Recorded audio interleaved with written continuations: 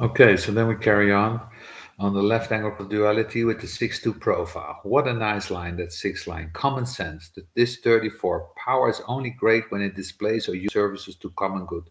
Common sense, knowing when enough is enough. And we all know this is the theme of the open sacral. The theme of the open sacral is not when enough is enough. The ultimate maturity of the sacral system is to know when enough is enough.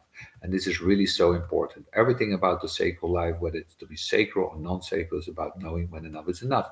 So this is very special in that sense. It's interesting the way it's phrased. The good sense when you haven't bitten off more than one can chew to spit out a part of it. This is about the restriction and the release of power. This is also the potential in us to be overwhelmed by enthusiasm. And it is very much the third line thematic of the first phase of the life and very much of the not self potential.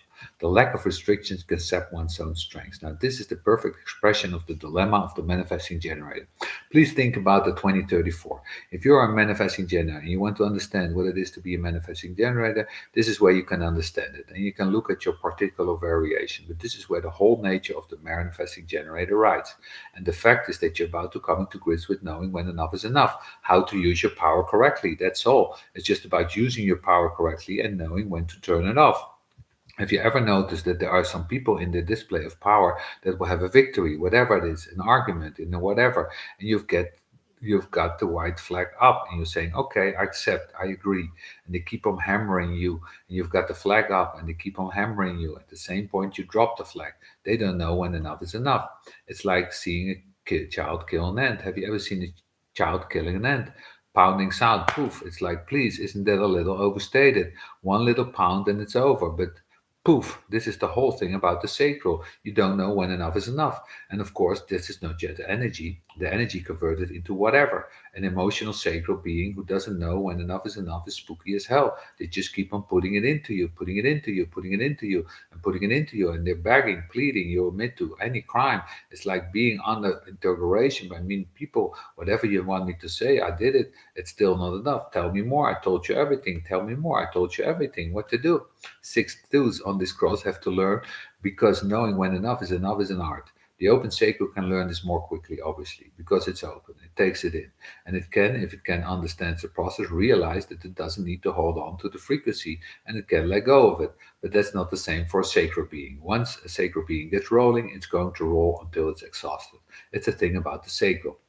So it's not about changing the sacral, it's about regulating the response.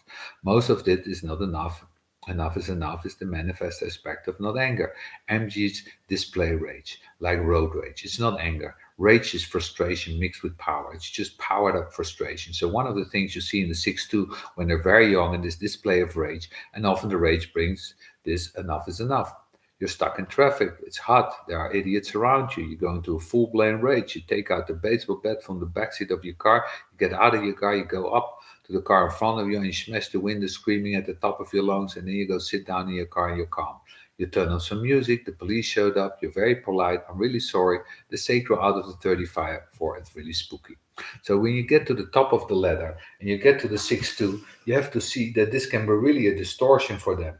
The act of rage that end up putting them in jail when that's not where they're supposed to be in their life.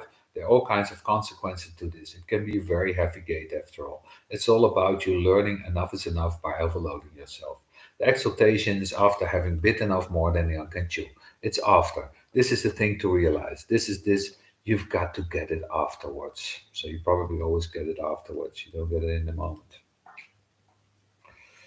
Okay, then we go to the 6-3 on the left angle cross of duality.